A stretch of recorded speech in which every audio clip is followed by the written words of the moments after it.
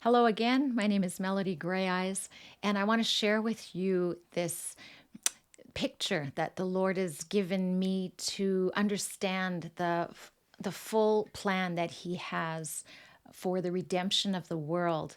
And we call Him the great mystery, our God. He is the creator of the heavens and the earth, and all things are held together by His word. And when I saw this picture, it just brought everything together, the whole plan of redemption.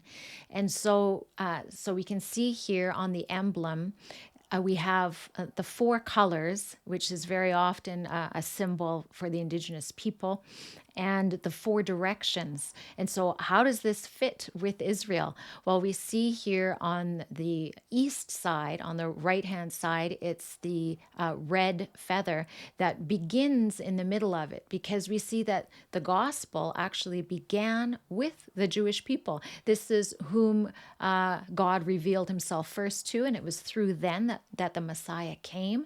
And it was through the Jewish people that Yeshua would reveal Himself and the Holy Spirit. And so they are, and red is the color of indigenous. And so that's why that is to the right, because we declare that the Jewish people, God's people, the covenant people, are the first of the first people.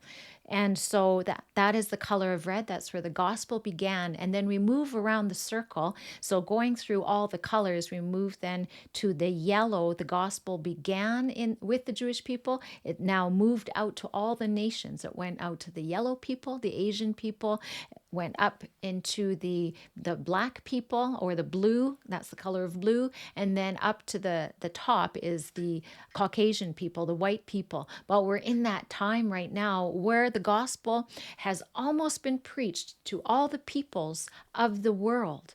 And we know that the gospel has to return now back to the Jewish people, because God said that He blinded the eyes of the Jewish people for a time. And why was that? So that the nations could come into the promise. And so now this is almost nearing the completion, that it is time for the gospel message to be received once again by His people, and that all Israel shall be saved. So this is beginning and ending in the same place with His people Israel, and it will end there also. And so the colors are very significant. Like I said, red is the indigenous people, and the words that God gave to us for each of these directions are the four H's: honor, humility, healing, and holiness. So as we honor the indigenous people of Israel, the covenant people of the land, that is the color of red. You know, it says in Exodus 4:22, Adonai says, Israel is my firstborn son. And so we recognize them as God's firstborn son. He has a special destiny for them, for the redemption of the whole world. But there's a specific purpose that He has for them. And so, why do we honor Israel? Well, because it was through them that the Messiah came. It was through them that we have the Word. It's through them that we have salvation. And so, we must honor them as being the carriers of the Word and of the good news that started with them and came out to us. It's because of them that we have salvation. And so we honor them. That's the first part of the circle. And then we move to the south part, the yellow part. Yellow is the color of humility. And it says, for the humility part, Romans 11 is what I'd like to read. It says, and if the root, Israel, is holy, so are the branches. But if some of the branches, meaning the non believing Israel, were broken off, and you, a wild olive, meaning us Gentiles, because we are a wild olive shoot, if we were grafted in among them into the cultivated olive tree, and we have become equal sharers in the rich root of the olive tree, then don't boast as if you were better than the branches. However, if you do boast, remember that you are not supporting the root, Israel, but the root, Israel, is supporting you. So, this is a real call that Paul is speaking to us. He says, so don't be arrogant. On the contrary, be terrified. For if God did not spare the natural branches, the Jewish people, he certainly won't spare you.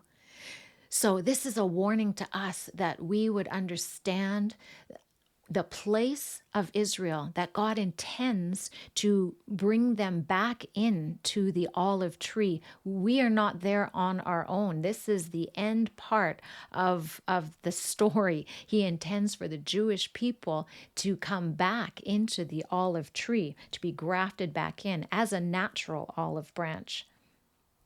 And so we need to be in that position, that low position. That's why it's at the bottom, too, of the circle. We must humble ourselves and recognize that God has a plan for his people. Now we move up to the third color, the blue color. So blue is the color of healing. And it says in Isaiah 60, verse 12, for the nation or kingdom that won't serve you will perish. Yes, those nations will be utterly destroyed. And so we have to look at that as our own nation. We're all praying for redemption in our own nations, that healing in our own nations. Well, Israel is a piece of that. Are we going to honor them and humble ourselves and then actually receive that healing? And this actually speaks to really, we spoke about it before, the one new man, the Jew and the Gentile coming together. You know, this is talking about unity. And we're all desiring unity in the church. But I believe the pinnacle of unity is the Jews and the Gentiles coming together as one, recognizing and honoring one another in the plan of God and how he is bringing us together and how we are meant to be a light together to the nations. And so are we going to come into that healing, that blue part of the circle? And so that this is part of it, but the fullness of it, and we turn around to the top color, the top arrow is white. And so this is holiness. So we went through the three. It was honor, humility, healing, and now we're coming up to holiness. And so what does holiness mean? It means to be set apart. So to believe this as Indigenous people, we have to understand how we're set apart and how the church is set apart. Because it says in the word Proverbs 29:18, without prophetic vision, the people perish. And so we have to see what is our calling in this.